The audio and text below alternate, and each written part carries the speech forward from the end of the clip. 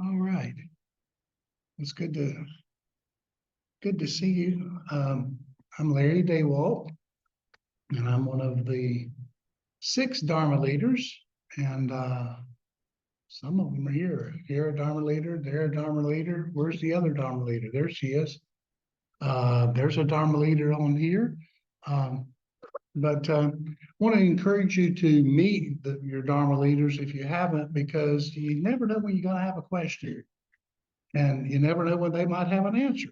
So we are a community of learning, and our Dharma leaders take a leadership role in that regard. And we want to support your practice in any way that we can.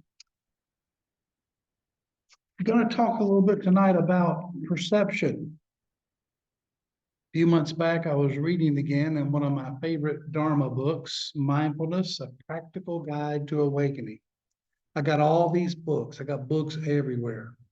And so for 2024, one of my resolutions is that I'm going to focus on 3.5 books.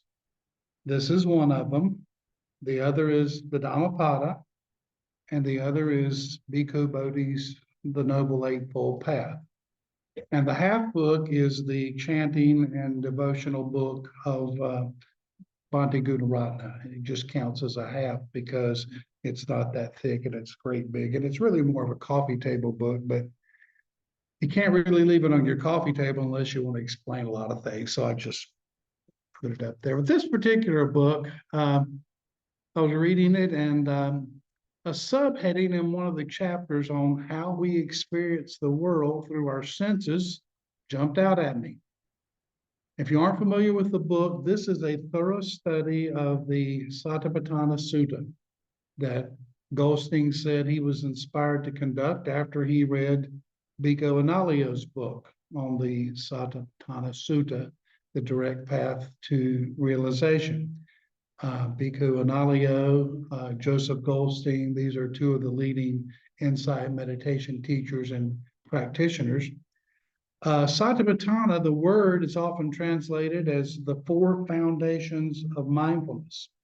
And this particular word, this particular sutta is said to be the direct path to realization, to nibbana. Now, I've read it a bunch, and I'm about this far on the path, but I'm working on it. But it is an excellent book. Goldstein translates the word a little different. He translates it the 4 ways of establishing mindfulness. But what Joseph Goldstein did in the course of this study, he developed 46 lectures. Got any books on tape, people? You read with your car. Okay, these 46 lectures are available in 3 volumes. And if you have the opportunity to drive back and forth 3.5 hours, 2 days a week for 2.5 years, you can learn a lot by listening to those tapes. Off the road now, so I'm on my own. But he gave these at Insight Meditation Society. And I just want to highly recommend this book because it's a good way to study that big sutta in small portions, just little bites. This book really got my practice moving and going when we did this as a book study. What's that been? 5, 6? How many years ago has that been? It's been a while. I think my hair was actually a different color when we did that book. But he covers 3 of the first of the 4 foundations very quickly: mindfulness of the body, mindfulness of feelings, and mindfulness of mind. He does it thoroughly, but when I say quickly, it's 120 pages out of 400. The rest he spends on the 4th part, which we're going to talk a little bit about tonight: mindfulness of dhammas. And one of the sections, the section on the 6 sense spheres, is where the subheading that I want to talk about caught my eye. I know you're ready to hear it, but let me give you just a little more information about Dharma. Dharma can mean truth. Dharma sometimes refers to just the law. Some people use Dharma as the teachings of the Buddha, but in the context of this Satipatthana Sutta, Dharma is referring to mindfulness of mental objects. It's a lot about our thought process. So get to it. What is it? The phrase that caught my eye and woke me up, because I was almost asleep, the four hallucinations of perception.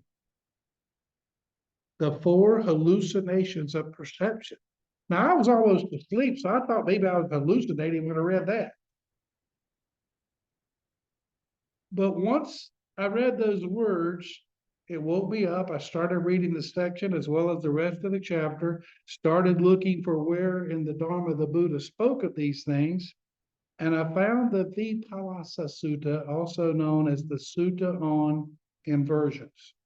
So there I had two words. I had hallucination and I had inversion. I want to read the sutta to you, but not without a brief look at the Pali word Vipallasa and its translation. Goldstein uses hallucination, stating that with respect to happiness and freedom, we perceive things erroneously, all the while thinking we are seeing them correctly. Now, I had something that I saw erroneously happen to me when I sat down here to set up the computer. I looked up. It was 10 to 7. Right now, as I look at the clock, it's 10 after 7. And that was an hour and 10 minutes ago. And I'm in trouble because I don't have another hour and 10 minutes left of this Dharma talk. And even though we're in the study of mindfulness, you can all say, thanks be to God. So in the course of reading this, and studying, another translation of the word came from Buddhist scholar Andrew Olinsky, who's a director of mindfulness program in Cambridge. And he writes that this Pali word, Vilappasa, is sometimes translated as perversions of the mind. Well, that's another one I didn't like. I went from hallucinations to inversion and now perversions. But he says this language is too strong and prefers the expression distortion of the mind. So we've got four words here that basically are being used to describe what keeps us bound to the will of conditioned existence. That is the world of habit. Now, you're not tied down to the world of habit.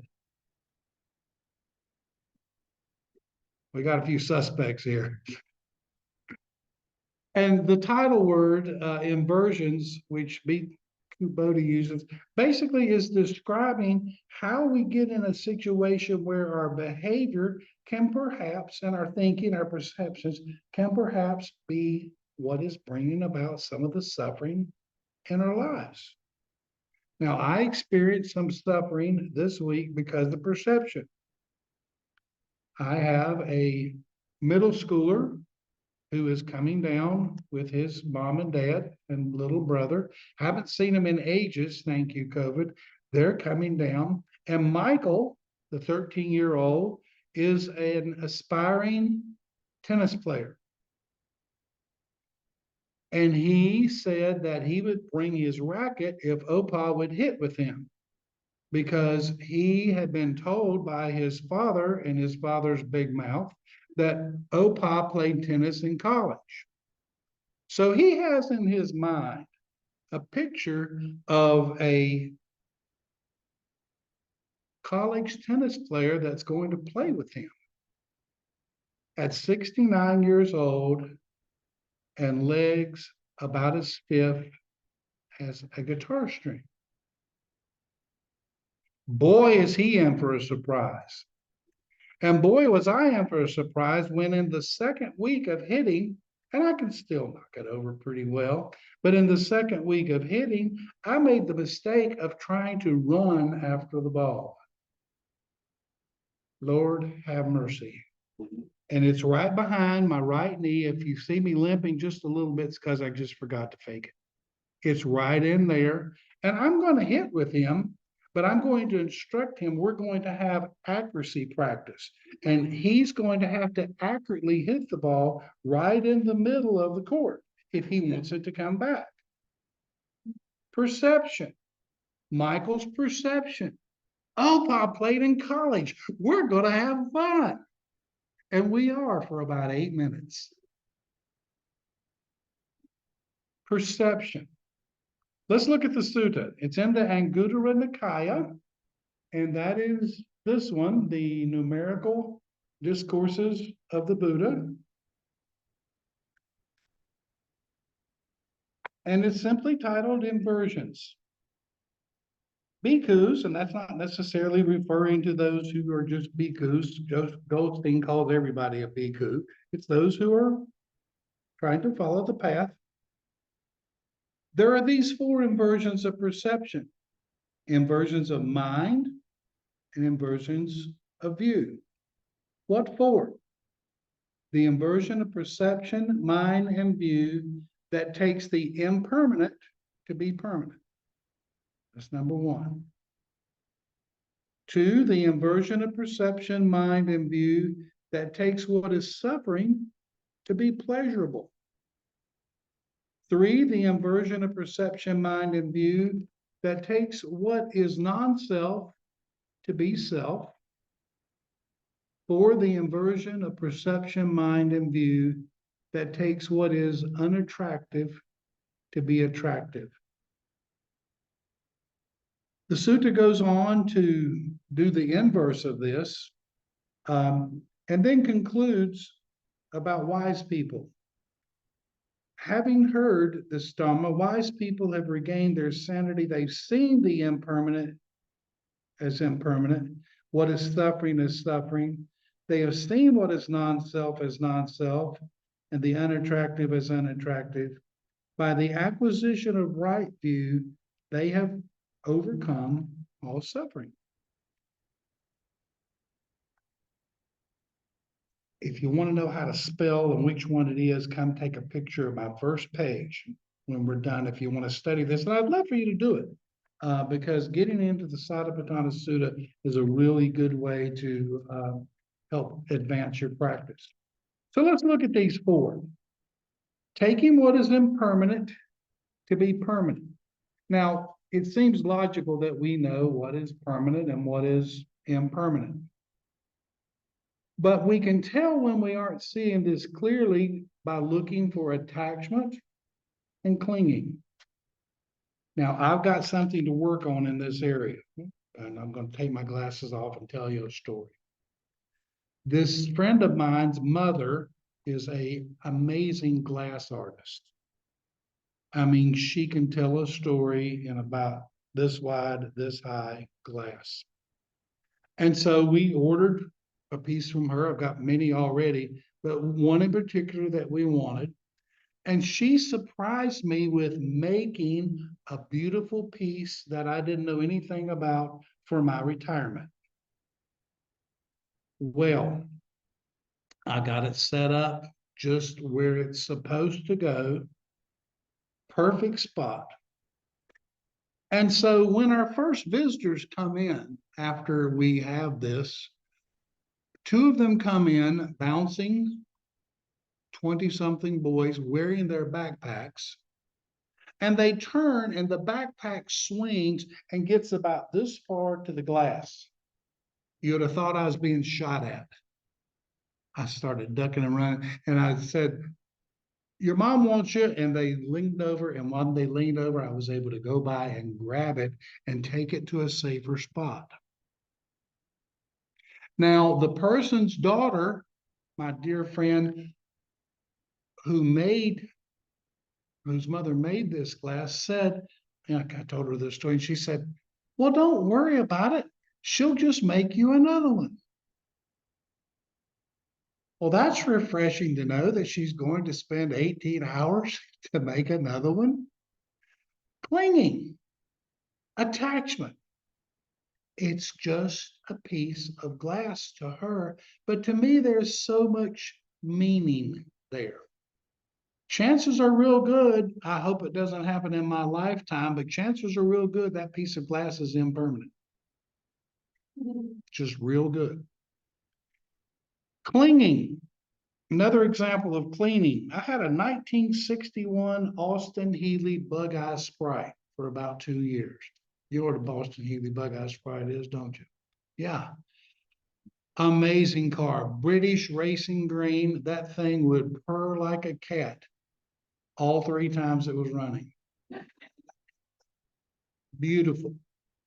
What was impermanent about that was there was this little hook down inside the engine, and you had to basically throw the whole car back on its back to even get under there. There was this little hook, and if it didn't stay hooked right in the right spot, you could press the gas with a size 13 foot and it would do nothing because it had popped off.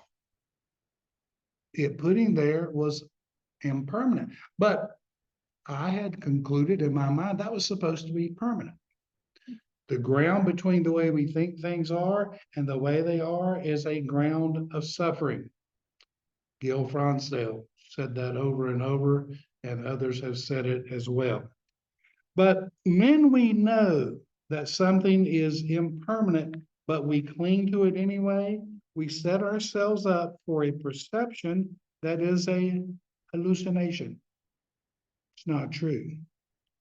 Taking what is unattractive to be attractive, cosmetics, clothes, body shapes, beautiful places. It's certainly okay to have an appreciation of beauty. I have been restlessly waiting for the first amaryllis to pop out. It's almost there. It's orange. It's going to light up the garden for 4 weeks.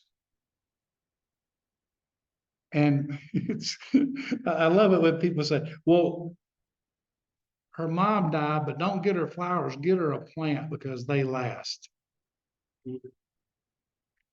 I can kill a plant. I've seen me do it. Goldstein says, understanding that this hallucination, attractive, unattractive, is a reminder to look more deeply when we find ourselves caught in attachment and lust for a beautiful form. Bhikkhu Analayo, in the meditation he does, it's about 39, 40-minute meditation that he does on the Satipatthana Sutta, refers to the body as asubha. This body is not sexually attractive. Well,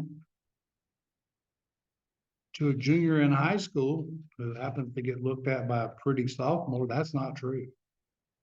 There is attraction, but we are subject to old age. We are subject to illness. We are subject to death. Would I like to look like I looked when I was 20? Maybe for an hour or two. I could do that for Halloween. I could dress up like that for Halloween, I guess. But we can also take, number 3, what is unsatisfactory to be happiness. And the best example of that I could think of has to do with a guy named Delbert McClinton. If I say Delbert McClinton, does anybody know who I'm talking about? I say those hands, brothers and sisters. Delbert McClinton is an amazing blues artist. And I've been to see him 3, 4 times, but there was one particular time that I went to see him here in town. I want to say the place is called Amos's. Does that sound right? Amos's South End? Okay, so Delbert McClinton is set up with his 5, 6 pieces, and I'm ready to hear all my favorite songs, not realizing that my eardrums are going to be damaged for about 4 days. And I say this seriously, it's that loud. So you're enjoying something, but at the same time, it could be doing damage. We have to learn to cut through hallucinations, Goldsmith says, to get to the point where the wish to awaken in order to help others becomes our true happiness. The Buddha taught out of compassion. He taught because he saw people bringing suffering upon themselves, and he had found a way out. So he wanted to teach it. And this is a goal for us, that we not be captured up in pleasure as much as we're caught up perhaps in the idea of friending someone, being a spiritual friend, and then taking what is non-self to be self. How many times in the day do we say I or my? Oh, what's that movie? Oh my gosh. Nemo, Finding Nemo. Remember the little bird? Mine, mine, mine, mine, mine. And they're going after it. Something, I think it's a piece of fish or something. But our perceptions are sometimes that we know somebody else and we know them well. We know a piece of them. We know a perception of them. We have another perception that is not self, that things are mine. And I discovered this backing out of the driveway with Joanne, because I caught myself saying, is your side clear? Mine, my side, mine. Is your side clear? It's not possessive. It's a side. It's just over there. Ever had somebody tell you what's best? You can sell what's best. The Business Journal does it every year. Best of Charlotte. What is best in terms of perception? But perceptions are the result of mental habits, and they are also amenable to training, to the training of the mind. Analia writes, the presence of sati, that is mindfulness, directly counteracts automatic and unconscious ways of reacting that are so typical of habits. By directing mindfulness to the early stages of the perceptual process, one can train cognition and thereby reshape habitual patterns. Take a look at yourself. If you want to know what your mind is like, sit down and watch it. If you want to know what your perceptions are like, listen to them. Listen to yourself talk. If you don't do it, somebody will do it for you. And this is how we can begin to recognize and have the opportunity to eliminate some of the suffering in our lives, especially the suffering that comes from the 4 hallucinations of perception.